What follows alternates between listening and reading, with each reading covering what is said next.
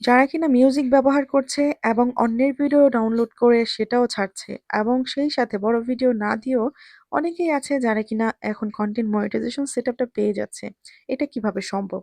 যাই হোক, আসসালামু আলাইকুম। সবাই কেমন আছেন? আমিও ভালো আছি। আজকের ভিডিওটা শুরু করতে যাচ্ছি। অনেকেরই প্রশ্ন থাকে যে এখন অনেকেই কন্টেন্ট মনিটাইজেশন সেটআপটা পেয়ে যাচ্ছে আর তাও কিন্তু ফেসবুকের কোনো রকম গাইডলাইন না মেনেই। তাহলে আমাদের এত কষ্ট করে গাইডলাইন মানার কি দরকার? তাদের জন্য বলবো, যারা কিনা এখন ফেসবুকের কনটেন্ট মনিটাইজেশন এর যে সেটআপটা সেটা পেয়ে গেছে, তারা কিন্তু কোনো গাইডলাইন মানেনি। আর তার জন্য কিন্তু ভবিষ্যতে তাদের অনেক দুঃখ কষ্ট আছে। কেমন দুঃখ কষ্ট?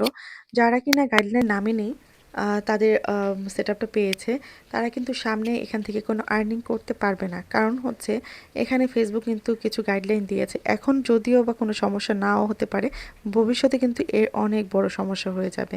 দেখা যায় অন্যের ভিডিও ডাউনলোড করছে। অন্যের ভিডিও ডাউনলোড করে ছাড়লে হয়তোবা এখন কোনো ইস্যু দিচ্ছে না। একটা সময় যখন আপনার পেজটা বড় হয়ে যাবে তখন কিন্তু একটা ইস্যু ধরিয়ে দেবে এবং আপনার পেজটাকে তারা কিন্তু নিয়ে নেবে। তখন আপনার কিছুই করার থাকবে না। আরেকটা জিনিস হচ্ছে, আমরা অনেকেই আছি যারা কিনা মিউজিক ডাউনলোড করে সেই মিউজিকটা আমাদের ভিডিওতে ব্যবহার করি। একটা জিনিস হচ্ছে, কন্টেন্ট মনিটাইজেশন সেটআপ অনেকেই পেয়েছেন কিন্তু তারা কিন্তু মিউজিকের যে লাইসেন্স সেটা পাননি।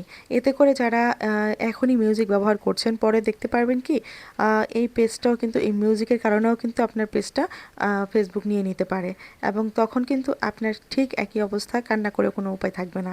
আর যাদের লাইসেন্স দেওয়া হয়েছে তাদের ক্ষেত্রেও বলবো যে মিউজিক দিলে হয় কি, আপনার যে মিউজিকের মালিক তখন কিন্তু একটা ভিডিও থেকে যে আর্নিংটা হবে তার 80%ই কিন্তু সেই মিউজিকের মালিক নিয়ে যাবে আর আপনাকে কিন্তু 20% দেবে।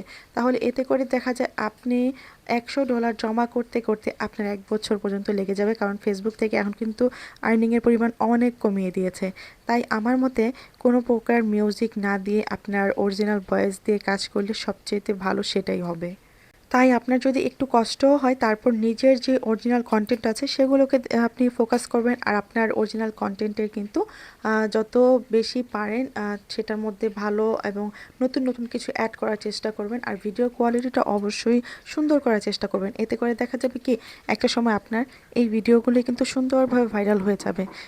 আর যারা মনিটাইজেশন পেয়ে গেছে তারা যদি ভালোভাবে ভিডিও না ছাড়ে বা তাদের কোয়ালিটিটা যদি ভালো না হয়, তারা কিন্তু এখানে থেকে কোনো আর্নিংই করতে পারবে না, কারণ তাদের কোনো রিচ হবে না, এঙ্গেজমেন্টও বাড়বে না।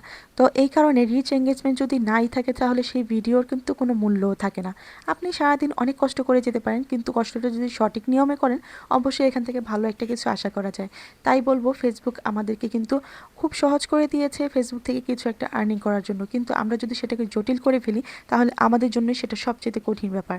তো যাই হোক, আমি যতটুকু পেরেছি আপনাদেরকে বোঝানোর চেষ্টা করেছি। আপনারা গাইডলাইন মেনে ভিডিও আপলোড করতে থাকুন, আপনারাও একদিন কন্টেন্ট মনিটাইজেশন সেটআপটা পেয়ে যাবেন। আর আপনাদের সাথে গল্প করতে করতে এই দিক দিয়ে কিন্তু আমি আম দিয়ে মাছ দিয়ে রান্না করে ফেলেছি। তো আজকের মতো ভিডিওটা এ পর্যন্তই। সবাই ভালো থাকবেন। আল্লাহ